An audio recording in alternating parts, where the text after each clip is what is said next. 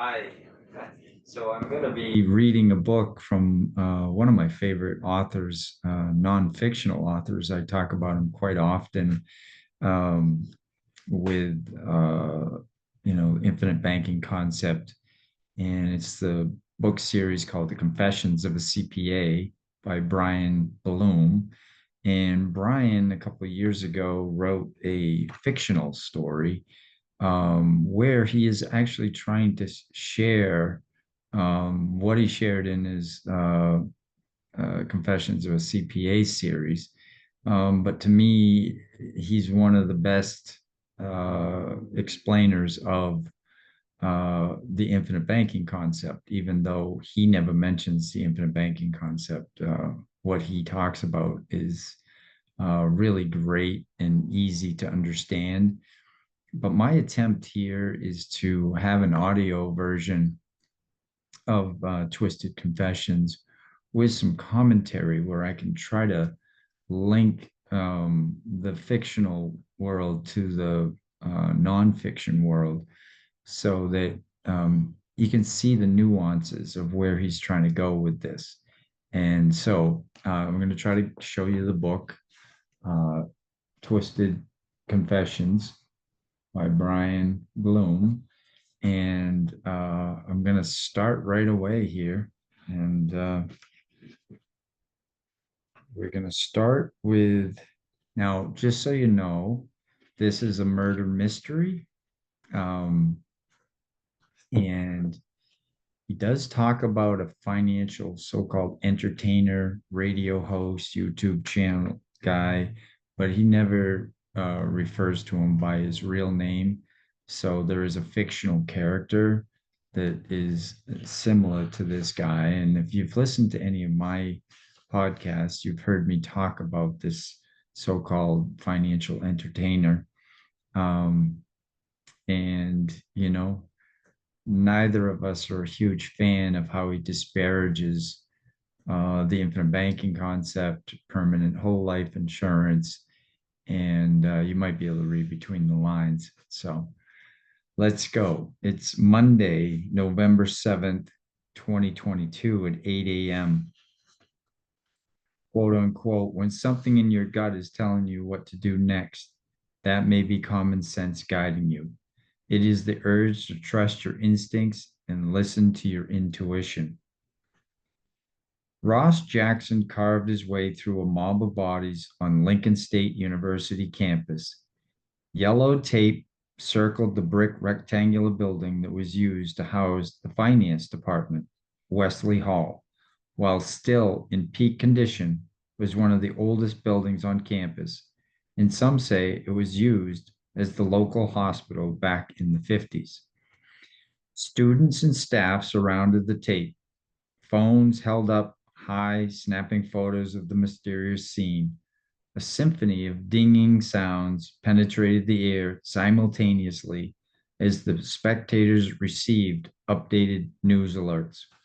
What's going on? Ross peered over his shoulder of an excited girl, the Lincoln State University Lion mascot jumping off the back of her blue shirt and looking up at him as if he was prey.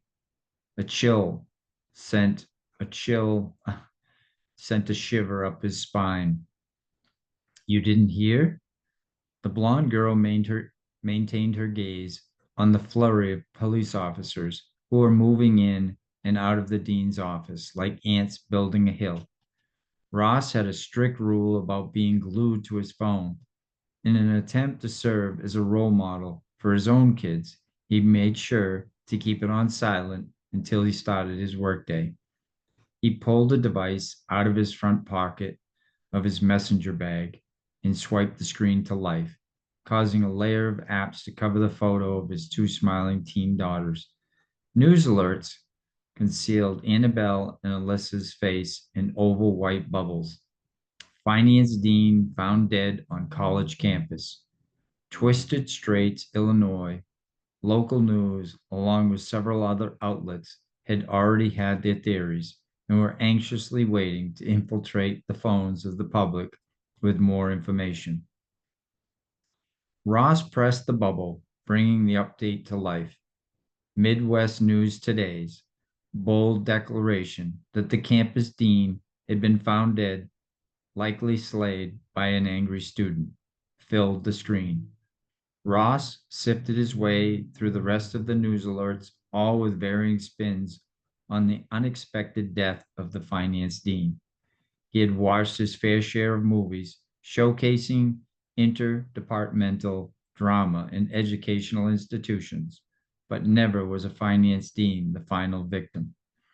Finance was low on the totem pole when it came to popular majors, particularly at Lincoln State University. Instead, it was built up by students seeking careers in marketing, business, and managerial positions.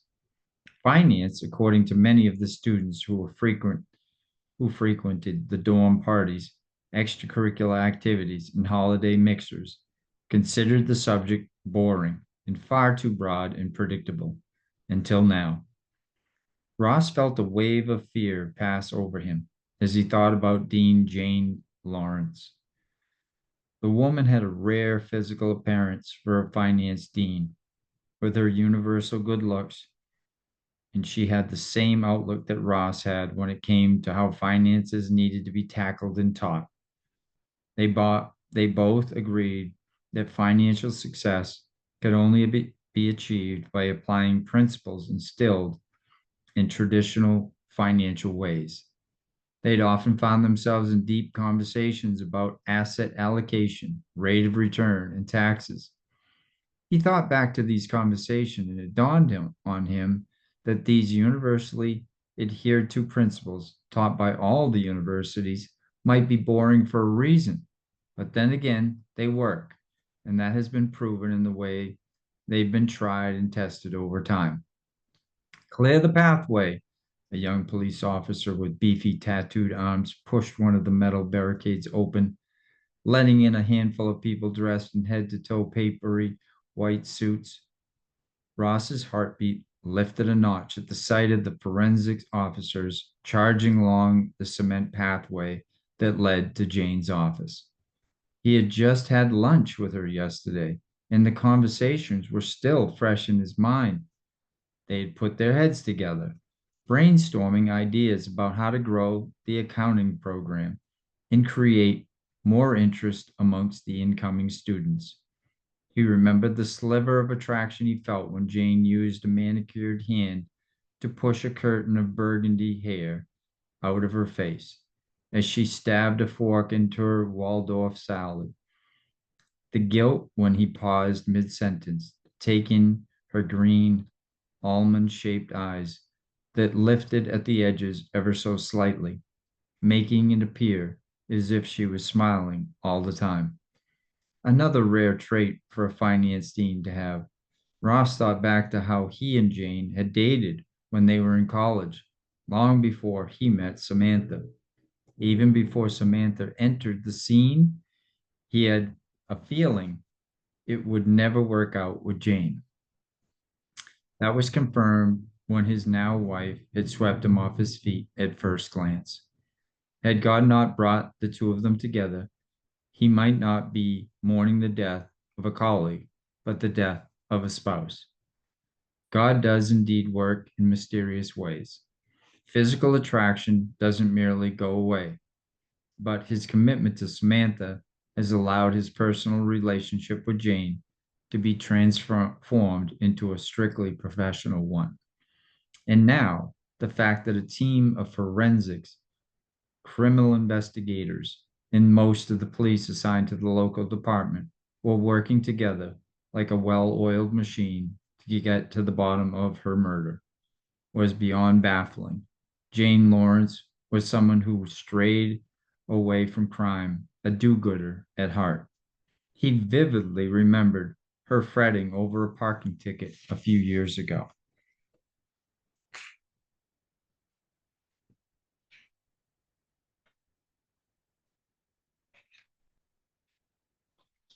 She followed a routine with militant precision and lived and breathed her job. Except now, Jane Lawrence was no longer breathing. Ross's breath picked up speed as several black dots circled in his vision. He, heat encompassed his core, and his body dropped to the ground. Professor Jackson, are you okay? Ross's eyes fluttered open to the sound of a familiar voice layered with shuffling bodies and sirens. The first thing he saw when he recovered was the ghostly heart shaped face of Jane Lawrence, and he had to learn of her murder all over again as he recollected where he was at the scene of a crime that allegedly stole his friend's life. Hovering over him was Aaron Siebowitz, repeatedly asking him if he was okay, as if he was a broken record. He inhaled deeply, pushed himself up to a sitting position, tiny pebbles cutting into his palms. Professor, drink some water, okay? Siebowitz, known by the student body and faculty as SIBO, pushing a steel water bottle at him, concern lacing the thick eyebrows that connected across his forehead in one line. I guess I didn't eat enough for breakfast. Ross threw the comment out there, feeling as if he had to defend his fall. The truth was, no one noticed his fall, except, of course, for Sibo, who remained in a crouched position beside him, taking in the chaos that was encompassing them. Where had the student even come from? Last Ross knew, he was in the middle of the gathering crowd, absorbing the scene through a combination of gossip, front row seats, and phone alerts. Either that, or you had a panic when you learned that the dean who heads your department was brutally murdered. Ross flinched at the statement. Enough. Then he let the words sink in. How do you know she got brutally murdered? I don't. Sibo stood up and extended a hand toward Ross, guiding him up to a standing position.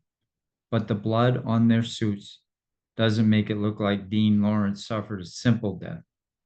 Ross moved his eyes into the direction where Sibo's gaze was held steady.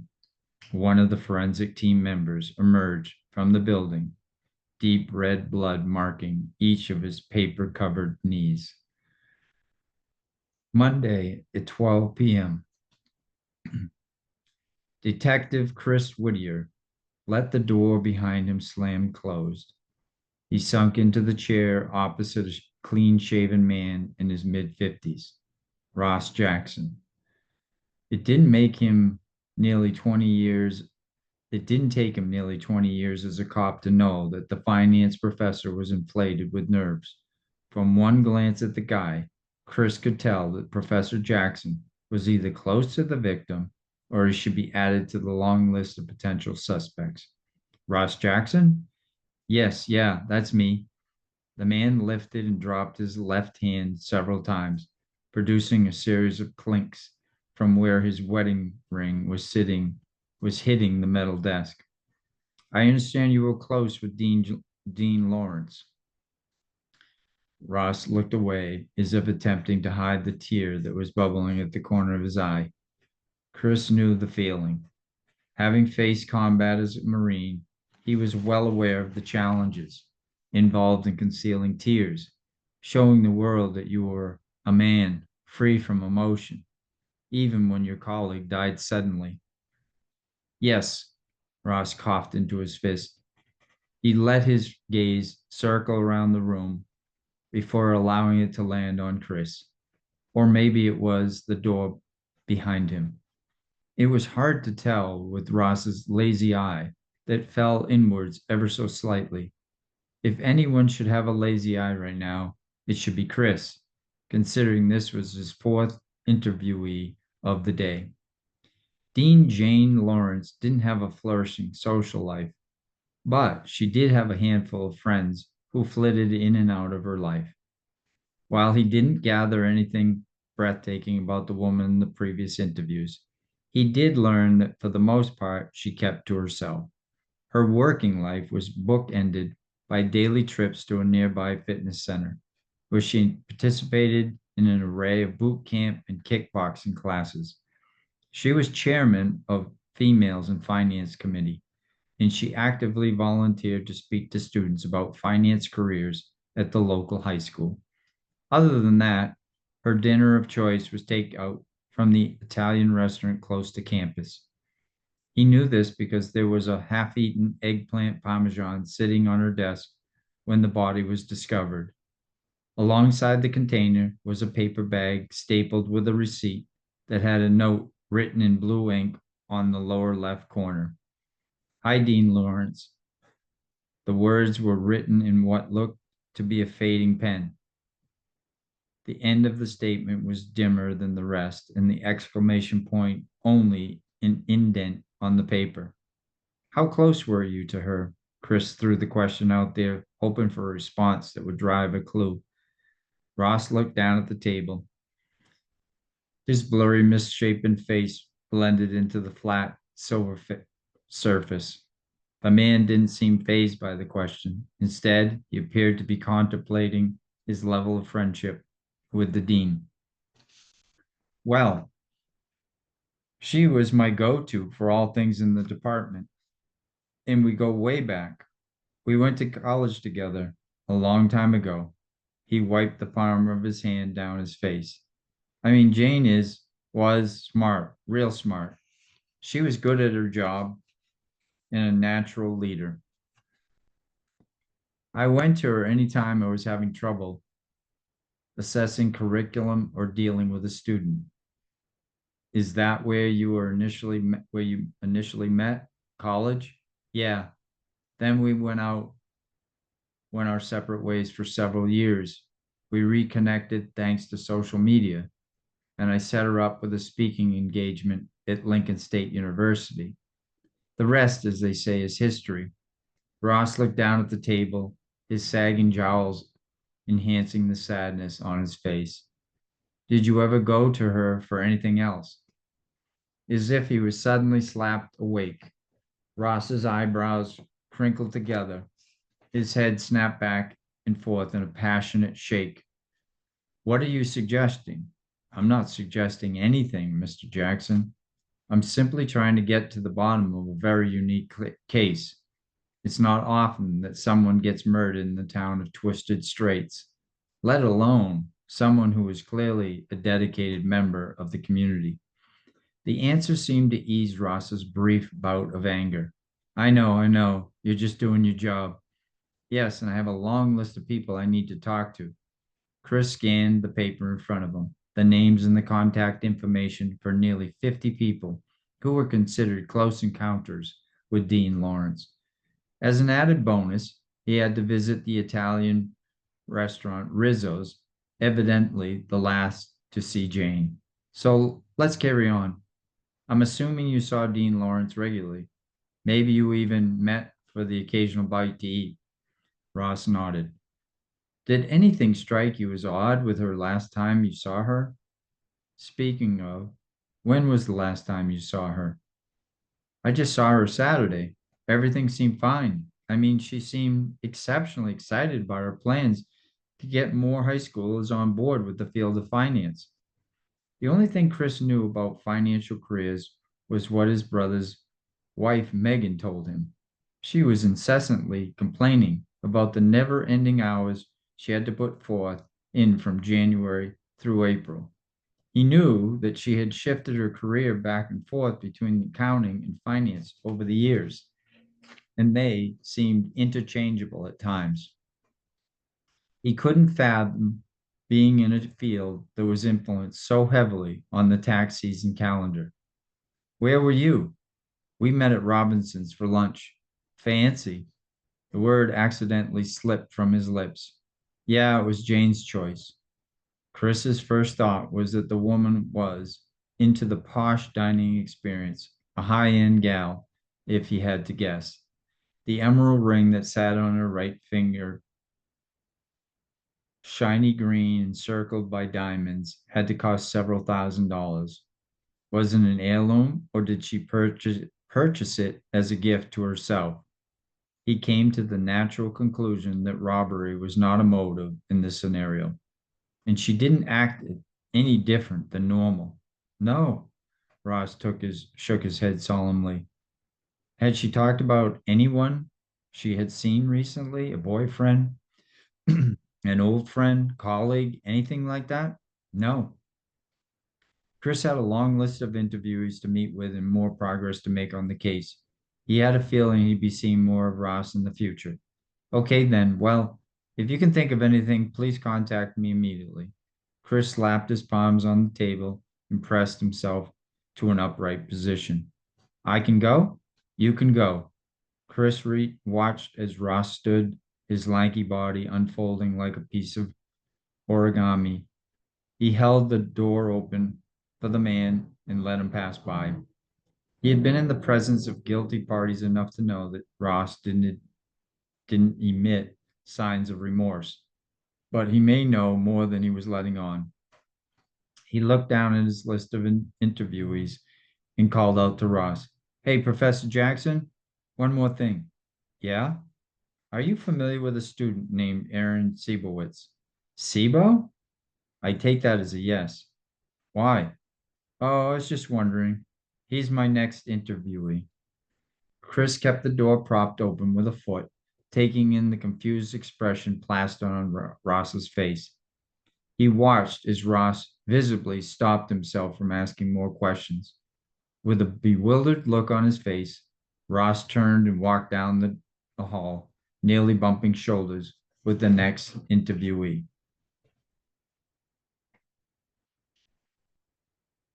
Chapter 3, Monday at 6 p.m. It just doesn't make sense, Ross said as he stood beside Samantha, chopping an onion with fury. Since he left the police station, he had transformed from grieving colleague to private detective. Well, maybe there are several students being interviewed. The detective never said Sibo was the only one, right? No, but Ross, with all due respect, I know this is incredibly hard, but I think you're overreacting about the fact that some random student is being interviewed by the police. He's probably part of their due diligence. But that's the thing. Sibo isn't just some student. He turned toward her, absent-mindedly holding the knife up with one hand and wiping his eye with the back of his other. What exactly does that mean? He's passionate. And since when does being passionate mean you are a murderer? What if I don't know, he got upset over a bad grade or something and he went to the dean to appeal it and she chose to side with the professor? Do you really think he would brutally murder someone because of a bad grade? The words brutally and murder sounded louder than the others in the sentence, echoing in Ross's head. The last time he heard those words, they were coming from Sibo himself, when he speculated what happened to Jane earlier that morning. Ross swept a hand of white onion bits into his palm and tossed them in with the other ingredients in the frying pan.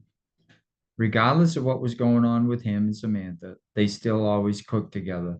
They bickered like every other couple, mostly about finances and the varying opinions that they had on how to save and when to spend.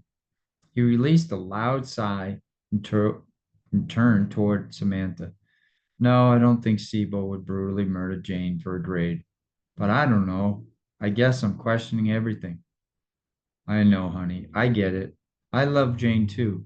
Samantha stopped mid stir to offer him a consoling hug. Ross remembered Samantha and Jane hitting it off the very first time they met, their common bond being the many little quirks they saw in Ross.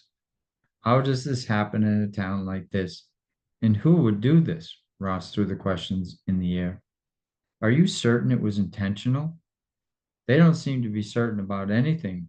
Ross walked towards the refrigerator and pressed the glass against the water dispenser before sinking into the chair at the kitchen's table. His job of cutting the vegetables was done. He watched as Samantha dished up the sizzling steak and veggies. His appetite was nearly non existent, but long ago they had agreed that they would always have dinner together after they cooked, no matter what was going on in their lives. How well did you know Jane? I mean, I hate to ask, but do you think she was involved in anything bigger than what we are imagining? Samantha positioned a heaping plate of stir fry in front of Ross and slipped into the chair across from him. Like what? Criminal stuff? Samantha widened her eyes and shrugged as she stabbed a red pepper with her fork. I don't know. I just don't know. Is there anything she could possibly get accused of? Or maybe someone wanted to keep her quiet? At least that's what's happens on my CSI shows. People are killed when they are holding on to some major secret.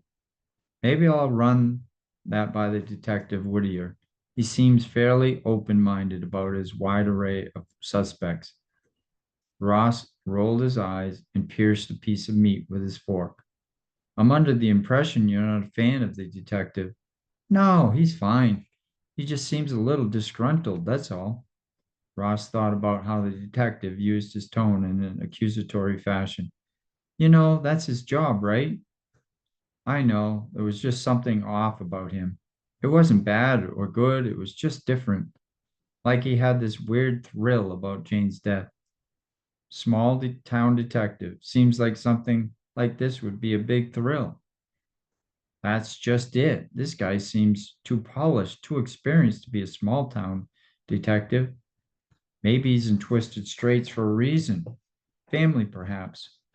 Just as Ross was about to respond, the sound of rattling of the front door rang out an alarm in his body. He launched himself out of his chair, following the clang clang against the wood, the jiggling of the handle. The day's events had him on edge, every little noise lighting up a fight response in his head. By the time he got to the front door, it pushed wide open, revealing a grocery store bag framed by texturized dirty blonde hair. Mom? Dad? Alyssa. Ross pulled the bag from her grip, revealing a face that looked anything but deadly. What are you doing here? Geez, what kind of greeting is that? Can't your firstborn stop by to bring you some dessert? She took the bag back from him and made a beeline for the kitchen, her long gray sweater swinging back and forth in her wake.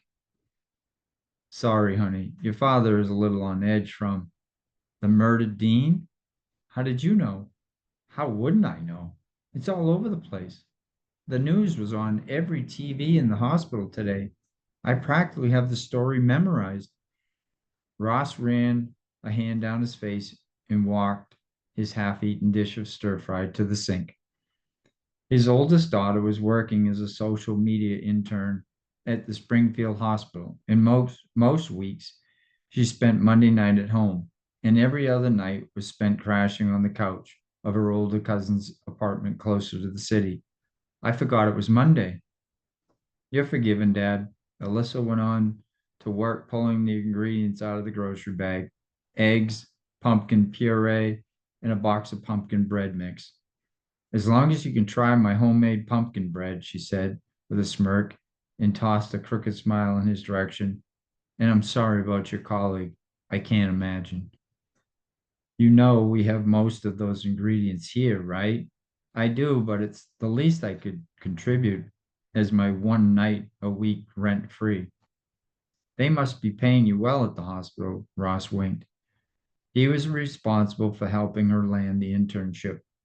While they both knew the pay was minimal, the job promised to be a stepping stone for a career in marketing and social media, and she just happened to have an old student who worked in the department. He had just happened to have an old student who worked in the department. Neither one of his daughters seemed to be following his footsteps career wise, and instead had aligned themselves more closely with Samantha's profession. She got used to the same creative genes she passed down to her daughters in her job as a graphic designer, and made it a point to remind Ross that their freshman in college, Annabelle, had opted for creativity over numbers too. She had been getting her general education classes out of the way before she dove into a degree in design at Kennedy University, still in the Midwest, in the heart of St. Louis, but far enough away to get some independence. Ross was so grateful that at least one of his daughters took advantage of the free college education as the result of his benefits and Alyssa had no qualms about attending Lincoln State University on the receiving end of his perks. Far from it, but I will say I'm learning a lot. Speaking of, it's 6 o'clock. Do you mind if we tune in to Get Social? It's all yours. Ross handed her the remote from the kitchen TV that he fought to have installed on the wall above the table. Samantha protested, but eventually gave in when she realized she could cook right along with all her favorite celebrity chefs. He hefted his work bag off the floor, slipped out his laptop, preparing himself with playing detective on Jane Lawrence's murder. First stop, he entered her name into a Google search. Maybe an article or website that she was featured on would lead him to more clues about the woman, or maybe it would lead him to the people she may have associated with. The noise from the show Alyssa was watching dimmed in the background until one familiar voice pulled him from the long list of search results on his screen. Terry Tyson. Ross's gaze focused in on the TV, and there in his classic crisp green shirt was Terry Tyson, repeating his repertoire of financial advice. This guy always sparked a nerve in Ross. While he agreed with Tyson's traditional viewpoint of finance, it irked him that he was making a fortune doling out advice, even though he didn't have a professional license or a university degree. Ross's license restricted him from offering public advice, but his financial radio enter- entertainer, as he called himself, could preach to whoever and wherever he wanted. His annoyingly charming smile and the fact that he was everywhere, making a fortune off all ages, twisted the knife in Ross's side. Then it dawned on him. He realized why seeing the man on the show bothered him so much. He and Jane had many conversations about how great it would be to write their own book, sharing the academic advice that they taught their students. But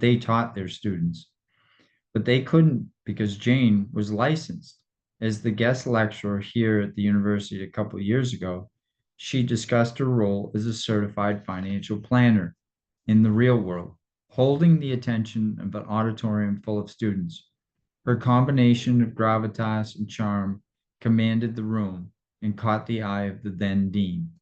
He recognized her talent in the field and offered her a position as a professor, which she held shortly before she rose to the ranks of finance dean. She maintained her certified financial planning license, hoping to go back to advising as a hobby in her retirement years.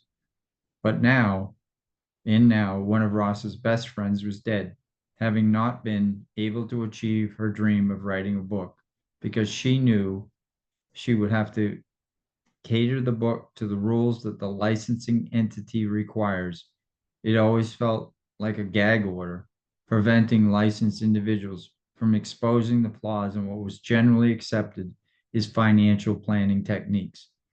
Anything Ross and Jane had dreamed about writing back then would have been would have had to have been reviewed and scrutinized, while an unlicensed Terry Tyson spouted off whatever he wanted without an ounce of credentials. It was like a slap in the face.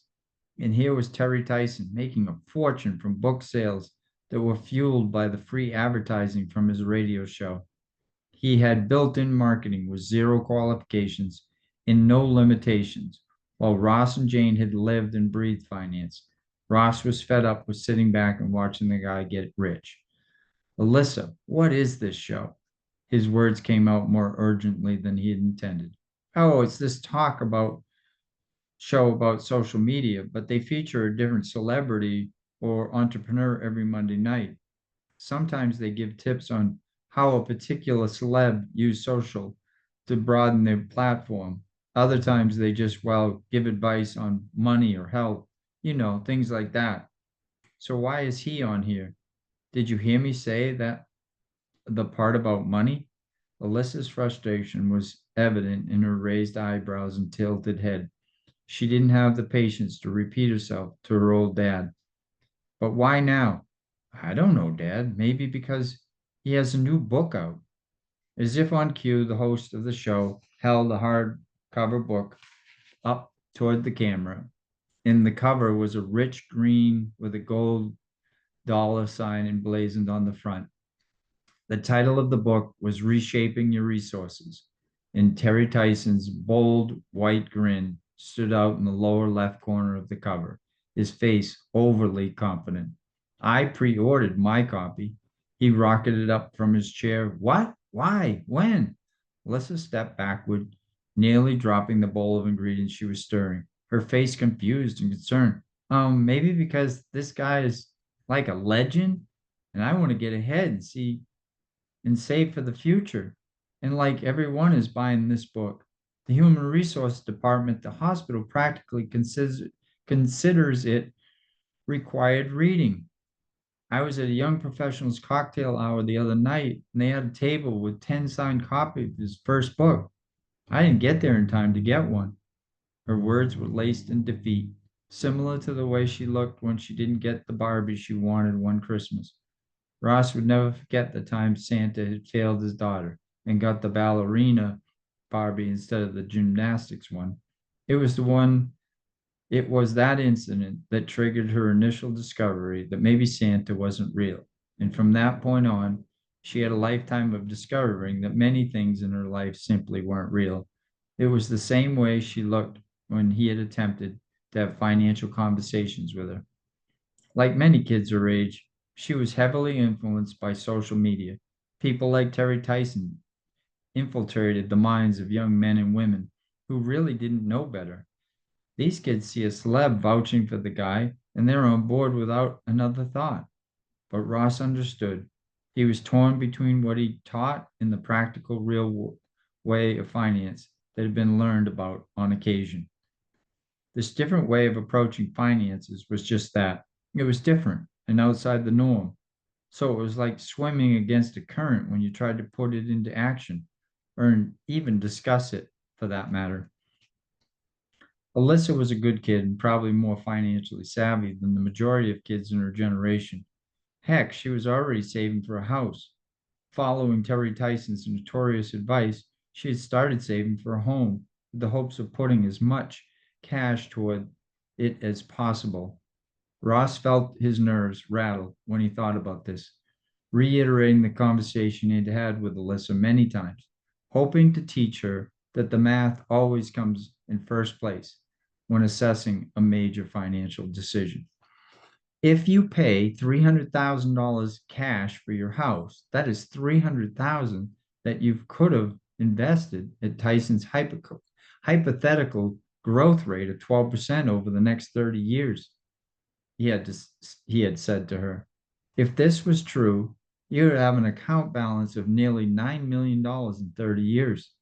And it's doubtful the house will appreciate to this amount 30 years from now. So why would he tell you to put the money in your house and not in the 12% investment? Don't you think his own logic is a bit contradictory? Even with lower investment rates, you'll still make more by investing down payment money instead of paying off the house right away. Ross attempted to maintain his calm while he had his conversation. Like most parents, talking with their adult children often had to be done so carefully and cautiously, similarly to walking on eggshells. He knew deep down inside that a house wasn't a place to store your money. Whether you pay it off, provide a big down payment, double the mortgage payment each month to reduce the debt, or pay it bi-weekly to get 26 weeks in versus 26 weeks in versus 12 months of payments. A house was a place to record your memories and build moments that can be looked back on years later. A house was not a place to store cash. If Terry Tyson was wrong about this, what else was he wrong about? Ross brought back to the present moment by the sound of his daughter's voice. Dad, he startled, pulling himself from his internal thoughts. What? I'm sorry, honey. What did you say? Hopeful again, she added, want me to order you a copy of Terry's book? She used her free hand to reach for her phone on the counter, readying herself to click purchase again. No, no, no, that's okay. He walked close to the TV, and took in Terry Tyson's final grin before his face faded into a commercial, one that just so happened to be showcasing his book, complete with a celebrity appearance. An up and coming actress whose name Ross couldn't remember held the book proudly in her hands as she likely read from a screen in front of her. Terry Tyson gets you turning the pages and awards you with a wealth of knowledge on how to manage your money. His advice is simple, yet powerful. I'm sharing this with all my friends. The Hollywood starlet flashed her celebrity smile to the camera, marking her stamp of approval. And that's when a memory trickled into his mind. So that's the first three chapters of Twisted Confessions by Bryan Bloom. And I will continue further episodes reading other chapters of the book until I'm finished. I just want to make some comments about this financial entertainer named Terry Tyson. Again, he's based on a real person, but his name has been hidden through the name of the fictional name of Terry Tyson. This real person doesn't need to be licensed, and he is giving advice out to millions of people through his radio shows and his YouTube channel, and has amassed a big fortune. And he definitely has some conflicts where his advice is really seeding his means of making income. And I won't have to get into that here necessarily, but if people want to talk about it with me privately, certainly we can discuss it. He was frustrated by the fact that he talks about this 12%. Again, in real life, he thinks that you can get 12% return in the market, which is, he calls it 12% average return, which would mean you'd have to get 12% exactly every single year, which never happens in the stock market or with any, whether it be stock or individual, individual stocks or mutual funds. It just doesn't happen that way. But clearly, even over a long term of the S&P, for example, nobody's been getting 12% consistently. Um, Even on an average basis, that's just nonsense. But if you were getting 12%, you're better off putting the money into these mutual funds or stocks to get that kind of return, as he said, over 30 years, because that money that you were going to go buy a house with would have turned into $9 million. And, even with crazy inflation, well, let's hope so. Uh, the house is still, a house at 300,000 today is not going to be 9 million 30 years from now. So he ends up, laying the groundwork for this discussion within the murder mystery. And I hope you join me for further chapters. Thanks for listening and hope you have a great day.